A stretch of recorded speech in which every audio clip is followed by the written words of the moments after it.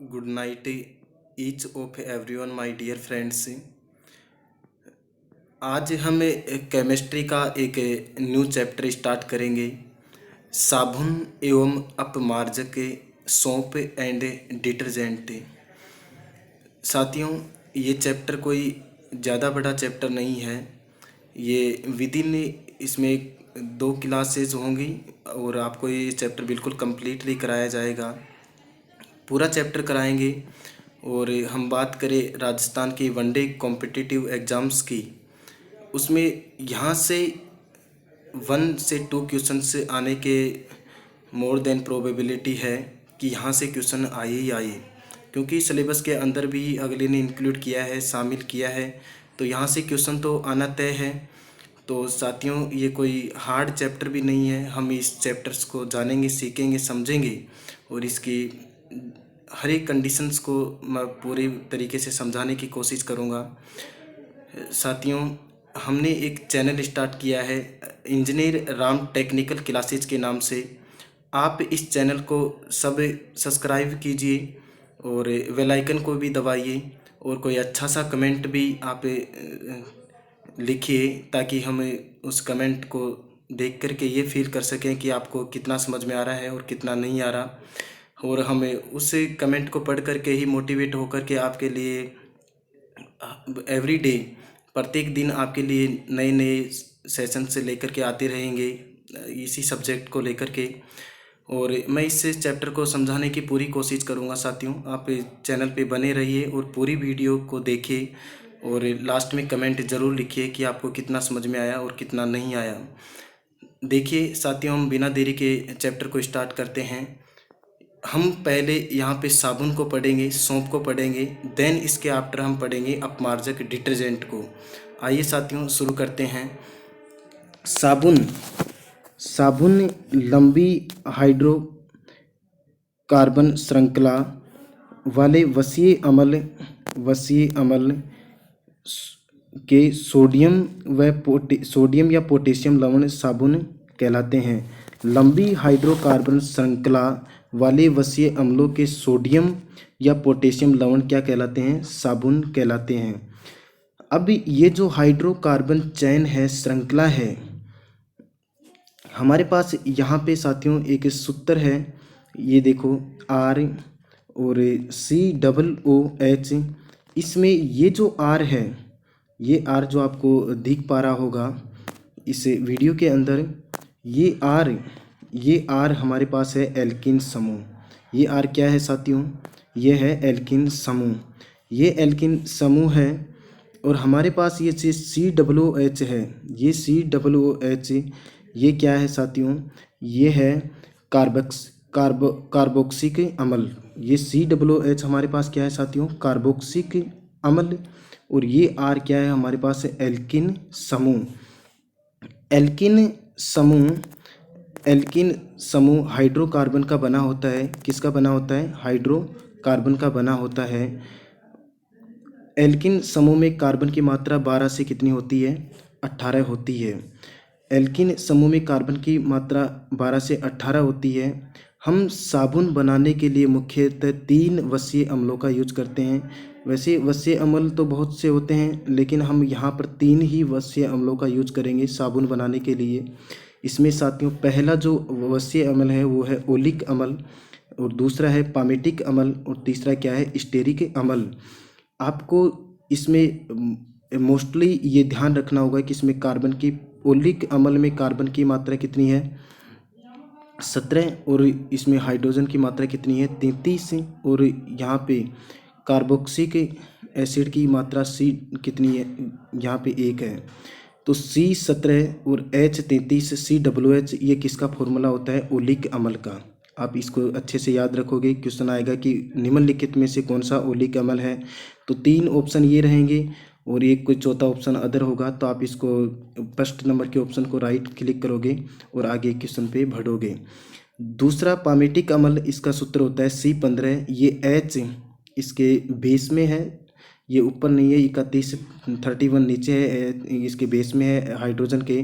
तो C15H31 और COOH ये पामेटिक एसिड का सूत्र है। और स्टेरिक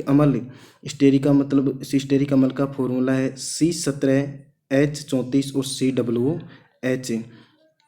साथियों, आप इस स्लाइड को समझे होंगे। मैं फिर से रिपीट करवा देता हूँ। लंबी हाइड्रोकार्बन श्रृंखला वाले वसीय अम्लों के सोडियम या पोटेशियम लवण साबुन कहलाते हैं। अभी जो अगली स्लाइड आएगी उसमें बताऊंगा कि सोडियम और पोटेशियम कैसे ये साबुन कहलाते हैं। इसमें एल्किन समूह RCOOH, आप इसको याद रखोगे। इसमें से R क्या है, एक एल्किन समूह है और इस एल्किन समूह को क्या कहते हैं, हाइड्रोकार्बन। एल्किन समूह किसके बने होते हैं, हाइड्रोकार्बन के। एल्किन समूह में कार्बन की मात्रा 12 से 18 होती है।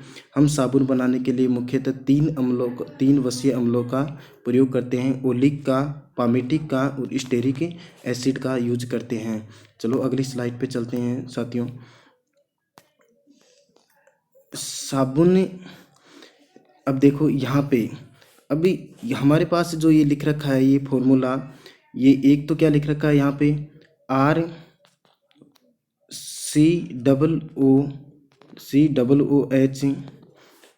और यहाँ पे ये ऐसे लिख रखा है कि यहाँ पे सोडियम और ये क्या लिख रखा है, हाइड्रोजन। ये देखो ये यहाँ पे लिख रखा है ना, सोडियम हाइड्रोजन, ये सोडियम और OH हाइड्रोक्साइड। तो सोडियम और हाइड्रोक्साइड जब इसमें ये मिलेंगे तो यहाँ हमारे पास देखिए अच्छे से आपको दिख रहा होगा कि ये हमारे पास ये जो है ये OH, यहाँ पे Na है और OH है, Na और OH। ये OH यहाँ पर इस H से क्या करेगा, इस H में मिल जाएगा। तो हमारे पास ये क्या निकलेगा, H2 और एक इसके साथ संख्या O, तो O यहाँ पे लगा दिया मैं। तो ये क्या बन गया, पानी बन गया कि नहीं बन गया, H2O। तो H2O बाहर निकल जाएगा। अब जब H2O बाहर निकल जाएगा तो हमारे पास बचा क्या, हमारे पास ये बचा, हमारे पास यहाँ से कितना क्या बचा, R बचा। R के बाद में COO बचा, COO और एक ये बचा Na, यानी कि सोडियम। हमारे पास क्या बच गया, सोडियम। तो हम पढ़ेंगे RCOO और सोडियम, RCOONA। और ये जो फॉर्मूला निकल करके आया इस सोडियम हाइड्रोक्साइड से क्रिया कराने पर, तो ये जो साबुन बनेगा, इस साबुन को क्या नाम देंगे हम, कपड़ा धोने का साबुन। कपड़ा धोने का साबुन आप इसको नाम दोगे। आगे चलते हैं साथियों, दूसरे फॉर्मूले के ऊपर चलते हैं। दूसरा फॉर्मूला हमारे पास है RCOOH,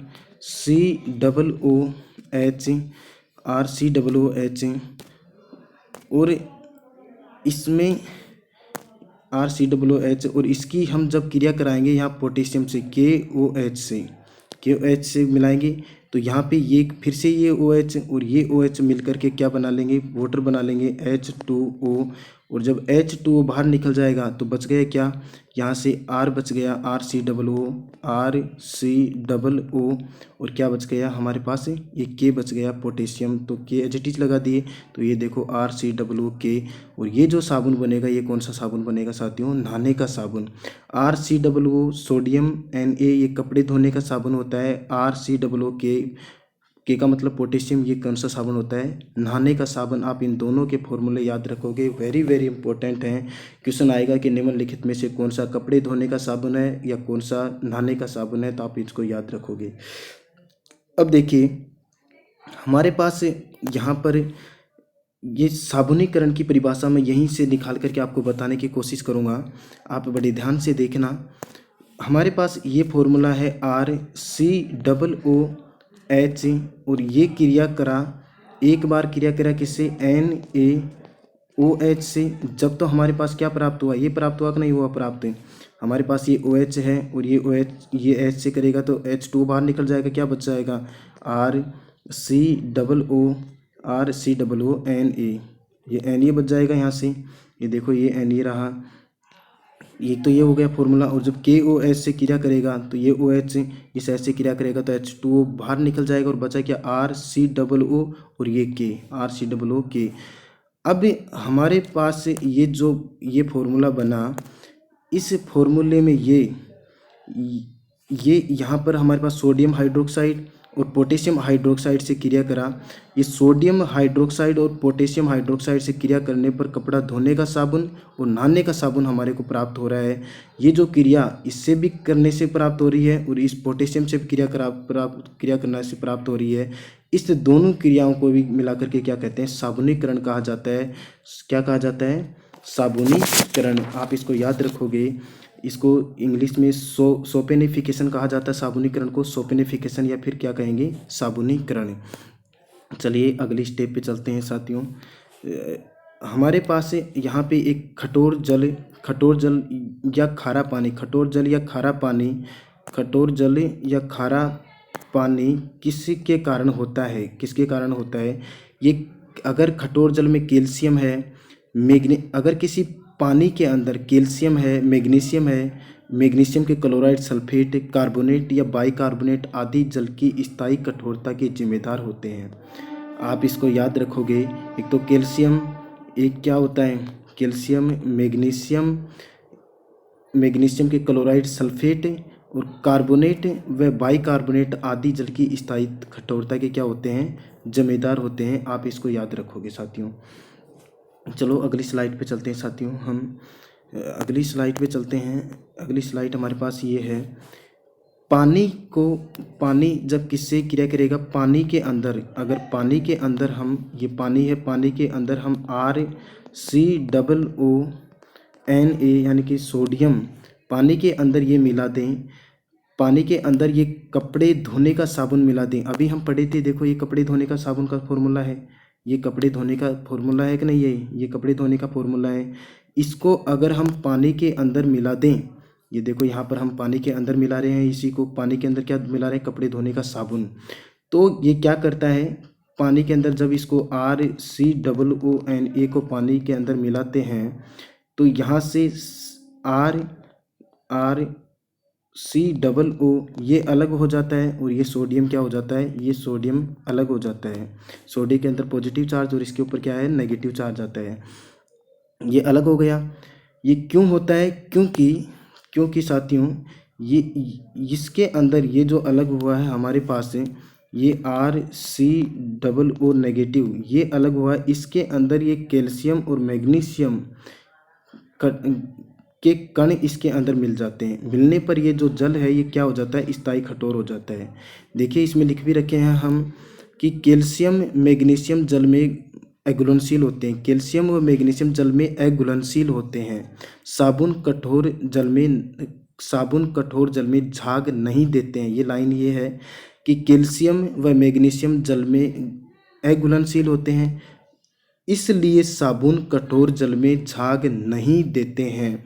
जब वो जल में घुलेंगे ही नहीं तो क्या देंगे, साबुन कठोर जल में झाग नहीं दे पाएगा। जब कठोर जल में साबुन झाग ही नहीं दे पाएगा तो क्या हमारी गंदी वस्तु साफ निकल पाएगी, क्या नहीं निकल पाएगी साथियों। इसलिए हम कैल्शियम और मैग्नीशियम के कारण जल की क्या होती है, स्थायी कठोरता होती है।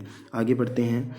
पारदर्शी साबुन, अब हमारे पास यहाँ पे पारदर्शी साबुन बनाने के लिए हम एथेनॉल के अंदर क्या मिलाते हैं, ग्लिसरॉल। अगर एथेनॉल के अंदर ग्लिसरॉल मिला देंगे तो कौन सा साबुन बन जाएगा हमारे पास, पारदर्शी साबुन बन जाएगा, ट्रांसपेरेंट सोप बन जाएगा। दाढ़ी बनाने का साबुन में हम सोडियम रोजिनेट मिलाते हैं, सोडियम क्या मिलाते हैं, रोजिनेट मिलाया जाता है, सोडियम रोजिनेट। दाढ़ी बनाने का साबुन सूखे नहीं, इसके लिए हम इसमें ग्लिसरॉल मिलाते हैं। दाढ़ी बनाने का साबुन सूखे नहीं, इसलिए हम इसमें क्या मिलाते हैं, ग्लिसरॉल मिलाते हैं, ताकि वो लिक्विड फॉर्म में रहे, इसलिए इसमें क्या मिलाया जाता है साथियों, ग्लिसरॉल मिलाया जाता है। अब देखिए इस नोट को पढ़िए। साबुन का जलीय विलयन क्षारीय होता है। साबुन का जलीय विलयन क्या होता है, क्षारीय। जब भी साबुन को हम जल के अंदर मिलाते हैं, उसका सॉल्यूशन करते हैं तो क्या देता है हमारे को, क्षारीय देता है, क्षारीय बनता है। साबुन का जलीय विलयन क्या होता है, क्षारीय होता है, अम्लीय होता है। ऐसा क्वेश्चन आएगा तो आप क्या करके आओगे, क्षारीय करके आओगे। इसलिए ये सूती कपड़ों के लिए हानिकारक होता है। इसका जलीय विलयन क्षारीय होता है क्षारीय मतलब इसमें साल्ट है, लवणता की प्रधानता है कि नहीं है। इसलिए जो ये हमारे सूती कपड़ों को क्या करता है, सूती कपड़ों के लिए हानिकारक होता है, यानी कि सूती कपड़े जल्दी फटने लग जाते हैं अगर हम साबुन से धोते हैं। इसीलिए सूती कपड़ों को हमेशा अपमार्जक मतलब पाउडर से धोया जाता है, डिटर्जेंट से धोया जाता है, अपमार्जक से। चलो साथियों अगली स्लाइड पे चलते हैं। अब देखो ये जो डायग्राम है, इस डायग्राम से आप सीखने की कोशिश करिए, ध्यान से सुनना। ये जो डायग्राम है इसमें से हम कैसे क्या सीखेंगे, आप इसको अच्छे से देखना। हमारे पास ये डायग्राम है, इस डायग्राम के अंदर जो आपको ये बीच वाला पार्ट ये दिख रहा है, ये बीच वाला पार्ट किसका है, ये मेल का पार्ट है। जैसे हमारे पास कोई कपड़ा है, ये सफ़ेद कपड़ा है, इस कपड़े के ऊपर यहाँ पे कोई मेल लग रहा है, इस जगह क्या है, मेल है। अब इस मेल को हटाना है। हटाने के लिए हमारे पास हमने कपड़े धोने का साबुन क्या पढ़े थे साथियों, कपड़े धोने का साबुन हम ये पढ़े थे RCWNA। जब इसको पानी में मिलाएंगे तो RC वो क्या हो रहा था, अलग हो रहा था कि नहीं हो रहा था, और इसको हम क्या नाम दिए थे, हाइड्रोकार्बन। और ये जो Na है ये क्या है, सोडियम, ये क्या है, ये भी अलग हो रहा था और ये भी अलग हो रहा था। देखिए हम पिछली स्लाइड पे चलते हैं, अभी बता के आए थे हम पिछली। देखो हमारे पास यहाँ पर जब इसको जल में मिलाई, इसको तो कपड़े धोने के साबुन को, तो देखो ये अलग हो गया और ये अलग हो गया कि नहीं हो गया। यही मैं आगे बताने की कोशिश कर रहा हूँ साथियों। हमारे पास यहाँ पे इसमें भी क्या हो रहा है, इसमें देखो यहाँ पर ये अलग हो रहा है और ये भी अलग हो रहा है, तो इसको हाइड्रोकार्बन, और ये होता है क्या, ध्रुवीय होता है। ये जो हाइड्रोकार्बन होता है ये हमेशा मेल के पास होता है। हमारे पास यहाँ पे मेल है कपड़े के ऊपर, तो इसके साथ ये क्या है, आर ये है, ये क्या है, हाइड्रोकार्बन। ये हाइड्रोकार्बन हमेशा इस मेल के पास होता है। और जो ये श्रृंखला सी बन रही है, ये श्रृंखला सी, ये इनको क्या कहा जाता है, मिसेल कहा जाता है। इनको क्या कहते हैं साथियों, मिसेल कहा जाता है। अब ये जो आर है, ये हाइड्रोकार्बन है, ये हमेशा मेल के पास होता है। और जो ये सोडियम है, ये सोडियम हमेशा किसके पास होता है, ये पानी के पास में होता है। मेल के पास क्या रहेगा, हाइड्रोकार्बन, और पानी के पास क्या रहेगा, ध्रुवीय, यानी कि इसको क्या बोलते हैं, ध्रुव, यानी कि बाहर की तरफ पोलराइजेशन की तरफ क्या रहेगा, सोडियम रहेगा। इसलिए इसको COO, हमारे पास ये COO है, ये COO भी क्या रहेगा, बाहर की तरफ रहेगा। और ये R कहाँ पर रहेगा, वसीयमन कहाँ रहेगी, इसके पास में रहेगी। अब देखो ये नोट हम पहले पढ़ चुके, साबुन का जलीय विलयन क्षारीय होता है, इसलिए ये सूती कपड़ों के लिए हानिकारक होता है। साथियों जब भी हम कपड़ा साफ करेंगे तो उसका मेल इसके ऊपर ये मतलब इसके पास में जमा हो जाएगा। ये जो मेल है इसके पास में जमा हो जाएगा। जैसे हम पानी डालते ही एकदम कपड़े को बाहर निकालते हैं तो वो एकदम मतलब बाहर की तरफ निकल जाता है, इस पानी की तरफ, तो पूरा कपड़ा हमारा क्या हो जाता है, साफ हो जाता है। चलो अगली स्लाइड पे चलते हैं साथियों। गंदगी में गंदगी, तेल, चिकनाई आदि पानी में अघुलनशील होती हैं, लेकिन हाइड्रोकार्बन में क्या होती हैं, घुलनशील होती हैं। गंदगी हुआ, तेल हुआ, चिकनाई हुई आदि पानी में क्या होती हैं, अघुलनशील होती हैं, लेकिन हाइड्रोकार्बन में क्या होती हैं, ये घुलनशील होती हैं। हाइड्रोकार्बन वाले भाग को मिसेल की पूंछ कहा जाता है। अभी हमने पढ़ा कि हाइड्रोकार्बन आर, अभी हमने पढ़ा था कि ये जो हाइड्रोकार्बन ये आर है, ये अभी हमने पढ़ा, ये जो हाइड्रोकार्बन आर है ये हमेशा किसके पास होता है, मेल के पास होता है। और जो पास वाले, इस मेल के पास वाले भाग को क्या कहा जाता है, पूंछ कहा जाता है। यही यहाँ पे लिख रखे हैं साथियों अगली स्लाइड में। गंदगी, तेल, चिकनाई आदि पानी में अघुलनशील होते हैं, लेकिन हाइड्रोकार्बन घुलनशील होता है। हाइड्रोकार्बन उसके पास में है और ये क्या है, उस मेल के अंदर क्या है, इस गंदगी के अंदर क्या है, घुलनशील है। हाइड्रोकार्बन वाले भाग को क्या कहते हैं, मिसेल कहते हैं, मिसेल की पूंछ कहते हैं, क्योंकि यह हाइड्रोफोलिक जलरोधी होता है। क्योंकि ये हाइड्रोकार्बन जलरोधी, जल में तो घुलनशील नहीं है, लेकिन घुलनशील किस में है, ये मेल के अंदर घुलनशील है, चिकनाई, तेल आदि के अंदर क्या है, घुलनशील है। ये जल से दूर भागता है, लेकिन मेल के अंदर क्या होता है, और यह गंदगी में घुलनशील है, वो पानी में घुलनशील नहीं है। यही आज साथियों हमें साबुन के बारे में पढ़े। आई होप, मैं आशा करता हूँ कि आपको ये सारा चैप्टर साबुन से संबंधित, सिर्फ आज हमने ये साबुन पढ़ा है। अगला जो चैप्टर रहेगा हमारा, उसके अंदर हमें ये अपमार्जक पढ़ेंगे। आज सिर्फ साबुन ही पढ़े हैं।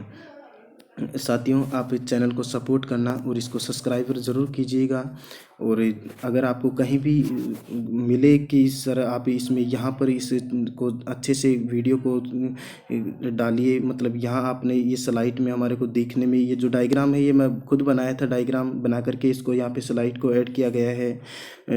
तो आपको ये नहीं भी विजुलाइज हो रही है तो हम आपको टेलीग्राम चैनल या फिर व्हाट्सएप ग्रुप के ऊपर आपके पास पूरी PDF अपलोड कर दी जाएगी। और आप कंटिन्यू बने रहे चैनल के ऊपर, अपने सभी साथियों को